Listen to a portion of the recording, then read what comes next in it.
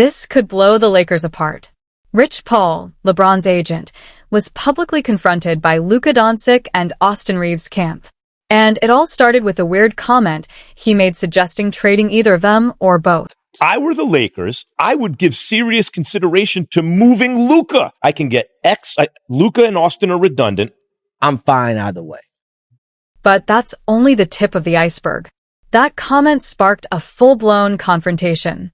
So big that people had to step in. Oh, and he didn't stop there.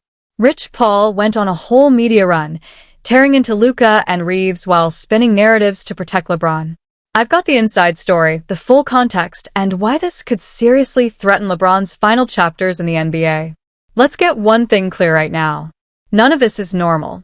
Not normal for an agent, not normal for the NBA, and definitely not normal for a team that's supposed to be chasing wins instead of dodging headlines. Agents are not meant to be public F-facing characters. If you know an agent's voice, something has already gone wrong because their job is to stay in the background, protect their clients, and keep drama away from the player. They move quietly and let the players do the talking on the court. Look at someone like Jeff Schwartz. He represents Nikola Jokic and a ton of major rotation players across the league. But what you'll never see is him talking about roster construction on podcasts or disrespecting Joikic's teammates. And that's not because he lacks opinions. It's because he understands that his job is to protect environments, not destabilize them. Rich Paul does the exact opposite. He is constantly in front of microphones and giving takes no one asked for, talking about players he does not represent. Players who share locker rooms with his own client and players whose futures are actively tied to the Lakers' chemistry. This was already a recipe for tension. But when news came out that all of this led to an actual confrontation on the court, that is where this stops being just an opinion. Because think about how wild this actually is. This is an agent publicly evaluating teammates and publicly framing Luka Doncic and Austin Reaves as the problems. But he never mentioned the part his client LeBron had to play in all of this. At this point, Rich Paul is acting like a shadow GM who doesn't have to answer for the consequences of his actions. And he is acting like a shield for LeBron James, someone who passes the blame to other players while LeBron is left out of all of it. Even Leon Rose, before he became the Knicks president, was known for being aggressive but discreet. He fought for his clients, but he didn't do it by lighting fires in the media and letting everyone else deal with the smoke. That's the standard. Agents with real credibility understand that once you start talking publicly about other players, especially players on the same team as your client, you cross a line that is almost impossible to walk back. Which is exactly why this is so crazy, because this is not someone slipping up or getting too comfortable behind a microphone. This is someone who knows he can say things other agents would never dare to say because the influence behind him is different. And that confidence does not come from clutch alone. It comes from a pipeline that has been quietly shaping narratives for years.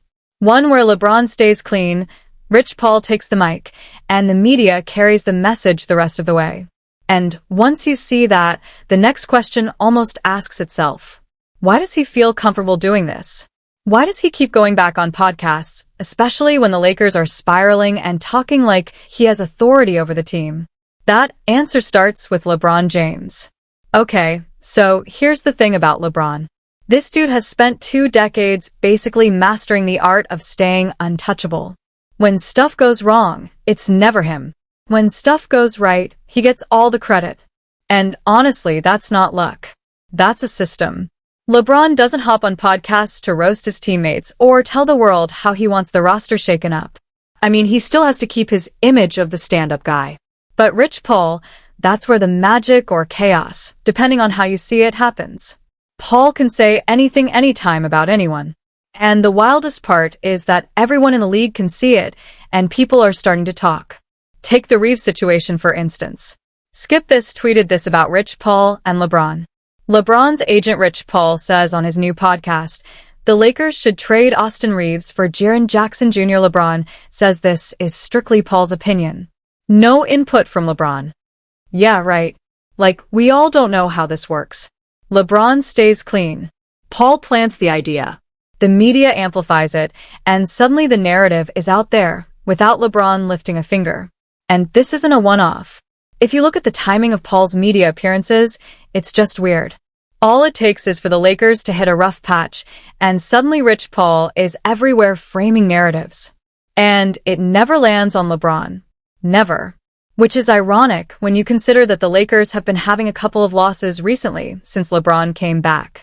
In fact, if we're talking numbers, the Lakers' defense is noticeably worse with LeBron on the court this season.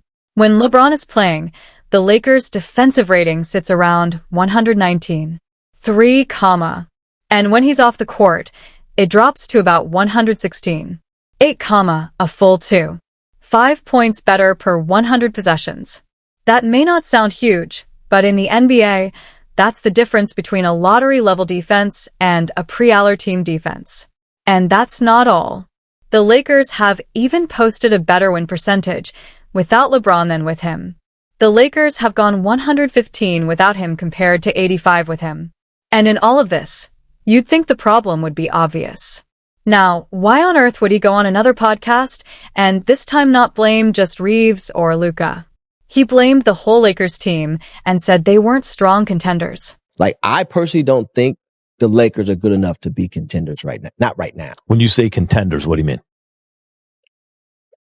I don't think they have enough to get to the Western Conference Final. This has to be another level of delusion because why is everyone else getting the blame, but not the 41-year-old who refuses to retire and keeps dragging the team down? At the end of the day, Rich Paul is basically doing what no other agent in the league does. He's taking LeBron's image, his brand, his legacy, and he's using the media to protect it, amplify it, and manipulate narratives. And all the while, LeBron doesn't have to say a single word. And it's on one of these podcasts that Rich Paul dropped the most controversial statement that shook the entire NBA to its core. Because it wasn't just what he said, it was how he said it and who it targeted. On that podcast, without hesitation, he said, "Luka doesn't play defense." Yeah, he literally said it like that. Not Luka needs work on defense. Not Luka's defense has been inconsistent, but flat out framing it as a major weakness at a time when Luka is leading this team in scoring and facilitates almost every offense with elite playmaking. Remember what I said earlier about the timing of his takes? Yeah, but the guy didn't just stop there. He went even further and called Anthony Davis, the guy who was traded in order to get Luka the real defensive championship piece. Think about that for a second. That's not just complimenting AD. It's basically telling Luka, yeah, you're the problem, buddy. And here's where it gets really funny. Paul also praised Nico Harrison, the GM who made that trade happen and publicly backed his vision. He talked about Harrison's thinking like it was brilliant, as if Harrison's mantra of defense wins championships was some hidden chess move that suddenly justified trading a generational offensive talent like Luka. Just to show you how ironic this was, Harrison was fired just a couple of months ago after the Mavericks management realized how much of a mistake they made with that trade. And you know what makes it even messier? The Mavericks are now struggling without Luka. They're sitting in the lower half of the West trying to find a way to salvage their season after losing arguably the league's most dynamic offensive player. And Luka, the dude is putting up 37 points, 9 assists, and almost 8 rebounds per game this season for the Lakers. He's clearly a superstar, but according to Paul, defense is the hill he's dying on. Meanwhile, he's trying to frame AD as the championship piece, conveniently ignoring that AD isn't exactly the same defensive force he used to be, and the Mavericks are struggling defensively with him. Rich Paul is cherry-picking facts to make Luka look bad. And it's scary how effective it is at shaping perception. And it's not just personal targeting, it's strategic. By framing Luka as the defensive problem and AD as the anchor, Paul is subtly telling the league, the fans, and even free agents, the Lakers' future isn't as secure as it looks. And while he's doing this, LeBron is completely insulated. This is textbook media manipulation done in real time. With the way he has stacked this, it's no wonder tension is building. And speaking of tension, if you think this ended with just that podcast comment, nah, that's the setup. Because it wasn't just Luka he came for. But this time it led to a full-on confrontation on the court. It all went down on January 14th at halftime at the Lakers-Hawks game. The fans were on edge, and there was obvious tension in the Lakers team. The kind of tension that's been building for weeks.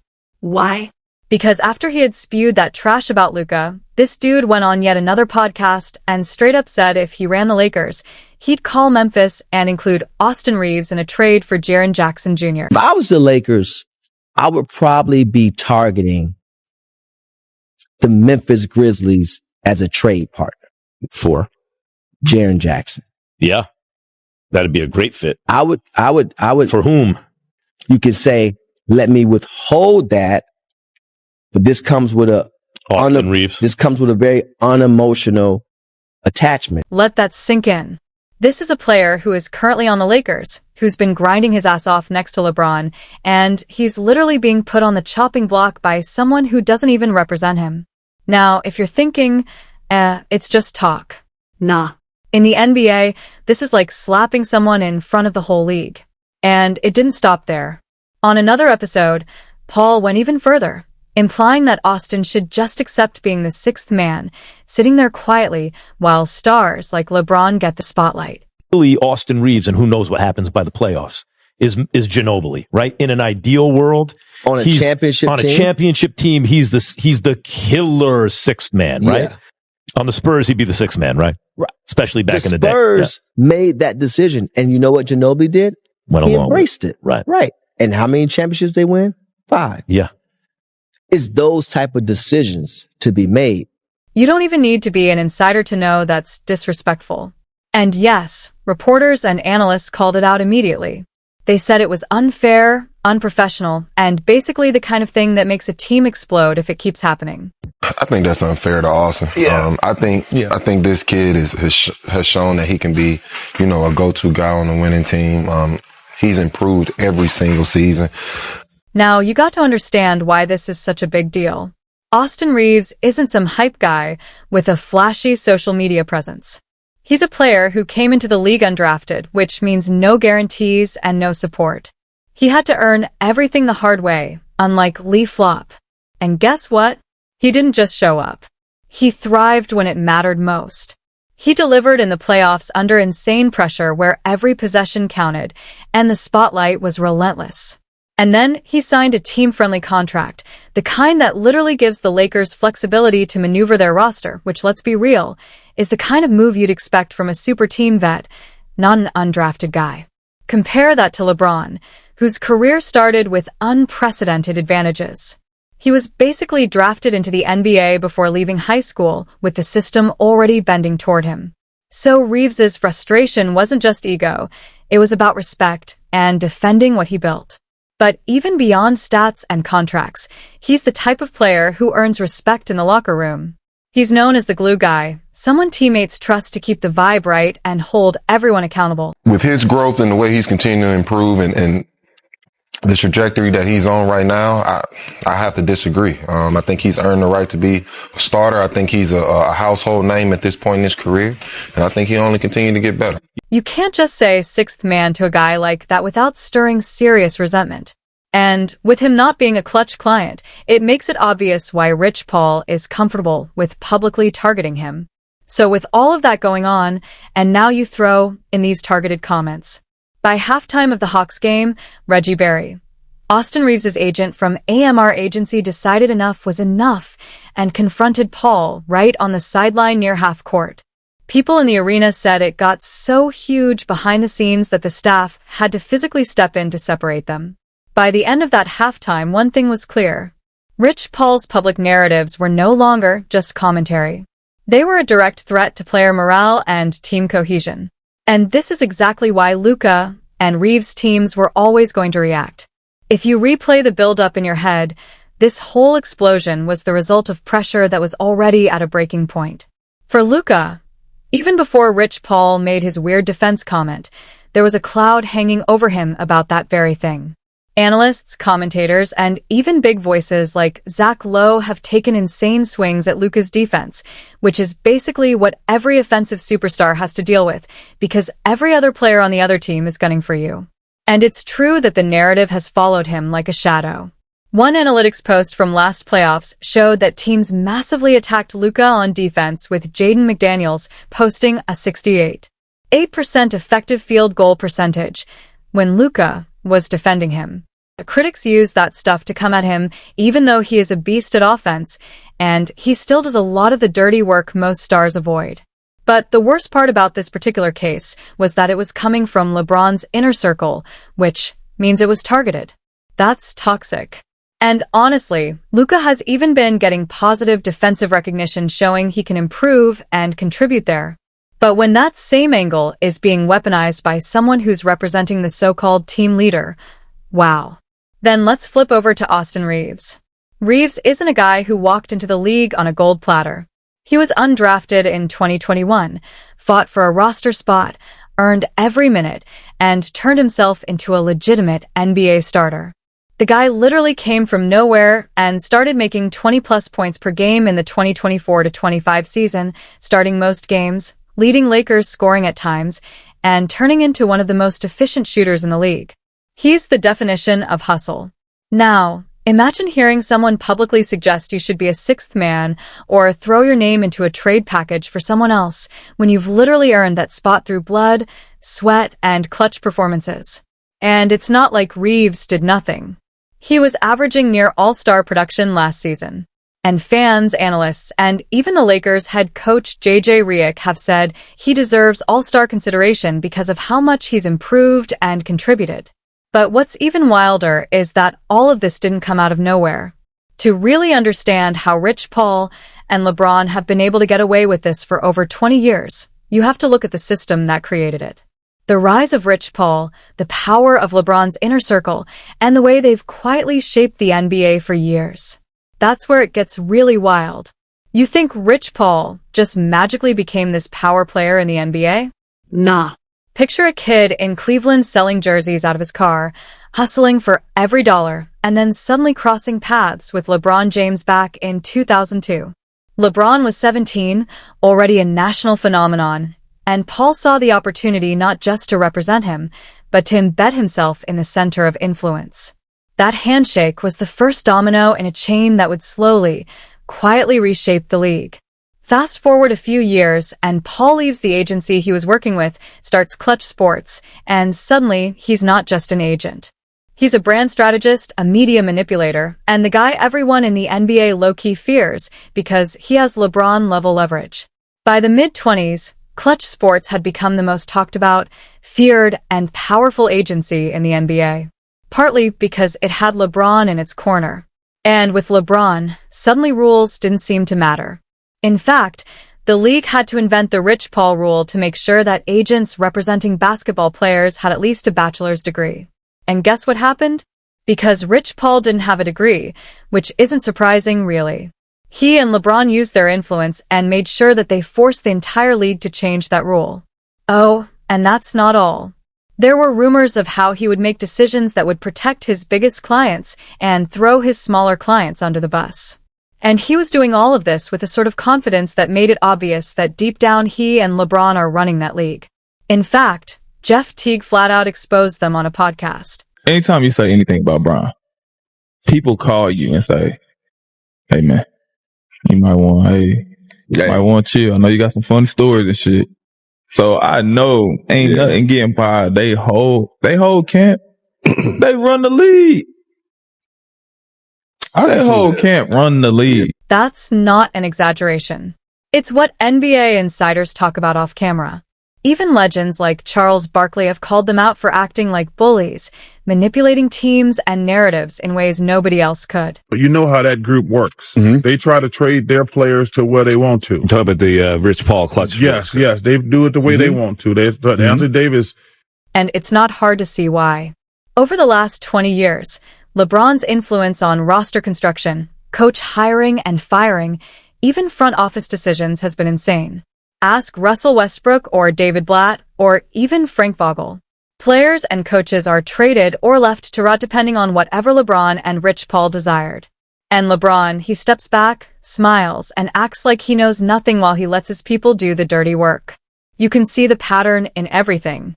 Remember Nerlens Noel? Yeah.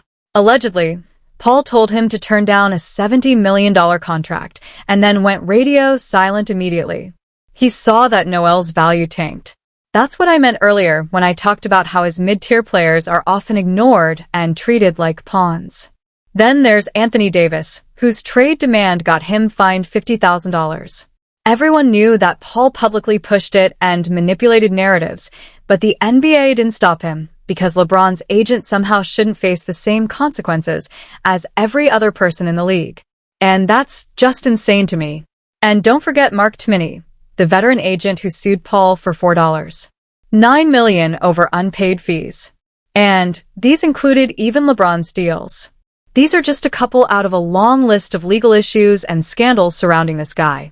Even LeBron James being drafted to the Lakers was totally orchestrated by him and LeBron, because tell me why Bronny, who is an average player at best, gets drafted to his father's team over other eligible players who definitely deserve that spot over him. Yeah, exactly. So, here's the deal. The Lakers are sitting in a weird spot right now. They've got talent, and they've got a roster that on paper should be way better than what we've been seeing. But the whole Rich Paul drama isn't just noise. It's poisoning the team from the inside, and it's only going to get worse if they don't address it. You can't build a championship culture when your own agent is publicly talking about treating your players like they're monopoly pieces. Rich Paul has been untouchable for years, and LeBron's shadow gives him power most agents only dream of. But here's the reality. The NBA is shifting. LukaDoncic isn't just a rising star anymore. He's the new king. And everyone is starting to see that the old LeBron controls everything script isn't going to hold up forever. So for the Lakers, the path forward is clear. They need to protect their own players, start controlling their locker room narrative internally, and stop letting outside voices destabilize the team. That means cutting through the noise, addressing Reaves and Luka's concerns, and making sure the focus stays on basketball, not backroom power plays. As for Rich Paul and LeBron, there's a fine line between influence and interference, and they're dangerously close to crossing it. If Paul keeps publicly undermining teammates or speculating on trades like this, it won't just anger players, it will affect LeBron's